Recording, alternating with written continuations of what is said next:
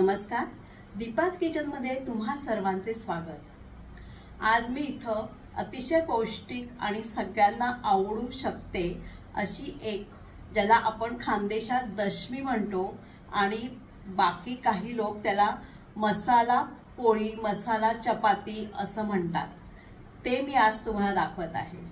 चला तर मग लवकरच सुरुवात करूया। सर्वप्रथम मी इथं मल्टीग्रेन आटा घेतला आहे। मल्टीग्रेन म्हणजे ज्याच्यामध्ये बरेचसे ग्रेन्स इन्क्लूड असतात, त्याचा मी इथं हे पीठ घेतलेलं आहे। त्यामध्ये थोडेसे ज्वारीचे पीठ आणि एक थोडे म्हणजे 2 ते 3 चमचे डाळीचे, हरभरा डाळीचे पीठ पण घेतले आहे, ज्याला चणा डाळ पीठ म्हणतात। अशा रुचकर रेसिपींसाठी दीपाज किचनला सबस्क्राइब करा आणि बेल आयकॉन क्लिक करा, म्हणजे तुम्हाला नवीन रेसिपी मिळत राहतील। नंतर यामध्ये मसाले म्हणजे हळद टाकायचे, आपल्याला एक 2 ते 3 चिमूट म्हणा किंवा हाफ टीस्पून अशी हळद टाकायची। ओवा, लाल तिखट टाकायचं आहे। तुम्ही यामध्ये मिरची सुद्धा चॉप करून टाकू शकता। मीठ, थोडासा काळा मसाला किंवा गोडा मसाला थोडा टाकला तरी सुद्धा चालतो। थोडे तेल टाकायचे आहे, तिळाने तो क्रंचीनेस खूप छान येतो। आणि यामध्ये थोडी आपल्याला कोथिंबीर घ्यायची आहे। हे सगळं व्यवस्थित मिक्स करून घ्यायचं आहे। आता एक 10 मिनिट फक्त हे आपल्याला झाकून ठेवायचं आहे, जेणेकरून हे चांगलं मुरेल आणि कडक नाही होणार, म्हणून एक 10 मिनिट आपल्याला हे झाकून ठेवायचं आहे। आपली कणिक मगा भिजवून ठेवलेली कणिक मुरत आहे, तोपर्यंत आपण इथं चटणीची तयारी करून घेऊया। पॅन मध्ये थोडेसे तेल घ्यायचं आहे की जेणेकरून आपण इथं चना डाळ घेणार आहोत, म्हणजे हरभरा डाळ घेणार आहोत, ती इथं व्यवस्थित भाजली जाईल, त्याप्रमाणे इथं तेल घ्यायचं आहे। यामध्ये लसूण भाजून घ्यायचा आहे थोडा, की जेणेकरून त्यातला कच्चेपणा निघेल एवढाच भाजून घ्यायचा आहे।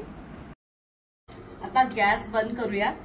हा लसूण सुद्धा व्यवस्थित परतून झाला आहे, ते थंड झाल्याशिवाय वाटून घ्यायचं नाहीये, त्यामुळे आता हे आपण थंड करायला ठेवूयात आणि मघा भिजवून ठेवलेली जी कणिक आहे आपली, त्याच्यात आपण दशम्या लाटून घेऊयात। याला टाइम सेव्हिंग बरंच होत असतं की दोन्ही वेळेस आपलं सगळ्या दोन्ही गोष्टी व्यवस्थित तयार होत असतात। ही कणिक सुद्धा आता छान मुरली आहे, तुम्ही बघू शकताय। एक जसं आपली चपाती किंवा आपण पोळी म्हणतो ती करतो तेवढाच आपल्याला इथं त्याचा गोळा करून घ्यायचा आहे।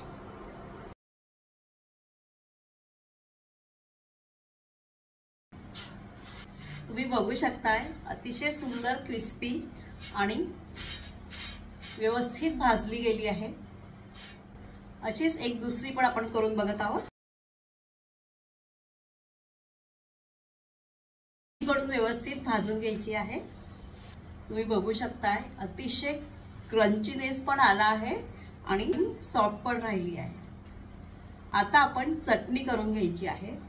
आपल्याला इथं आता मघा थंड करायला ठेवलेली डाळ आणि लसूण हा आता बारीक करून घ्यायचा आहे। आता यामध्येच आपल्याला तिखट तुमच्या चवीनुसार घ्यायचं आहे, मीठ, थोडी हळद, जिरे, लसूण यामध्ये आधीच घेतलेला आहे, पण कोणालाही अजून एक्स्ट्रा लागत असतो तर तुम्ही तो सुद्धा टाकू शकता। आता हे आपल्याला व्यवस्थित मिक्सर मधून बारीक करून घ्यायचे आहे।